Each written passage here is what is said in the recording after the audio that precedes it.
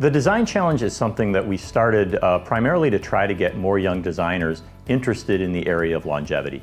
I'm Ken Smith. I work at the Stanford Center on Longevity, where I direct the center's Design Challenge as well as the Mobility Division. When the finalists actually come to Stanford, it's actually a 3-day process. The first day, we get a chance to experience a little bit about Stanford and the Silicon Valley.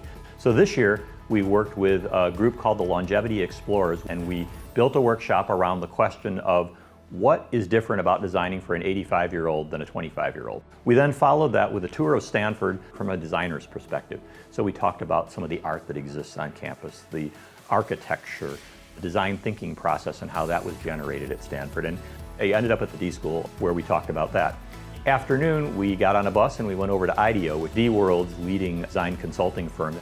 And the next day they come in for the actual finals, which I've described as, coming in and giving essentially a Silicon Valley pitch.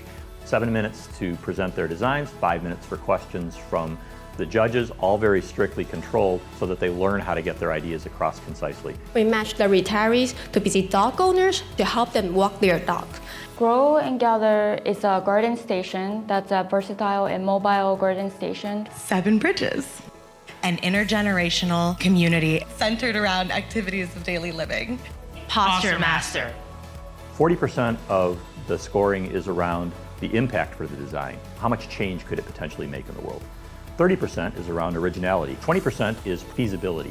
The lowest number is actually cost, which is 10% of the score. A fifth criteria that kind of sits over the top of the other 4, which is the alignment with the challenge. So after we do the finals and we award the prizes, they come back for a 3rd day where we host a workshop jointly with the Graduate School of Business at Stanford, specifically the Center for Entrepreneurial Studies. They learn a little bit about how to create a product plan. They learn a little about some of the legal issues. And we also have some talks from investors who will talk about how do you go about finding money? And is your product or service right for an angel investor or an incubator or perhaps something you might want to sell to a company?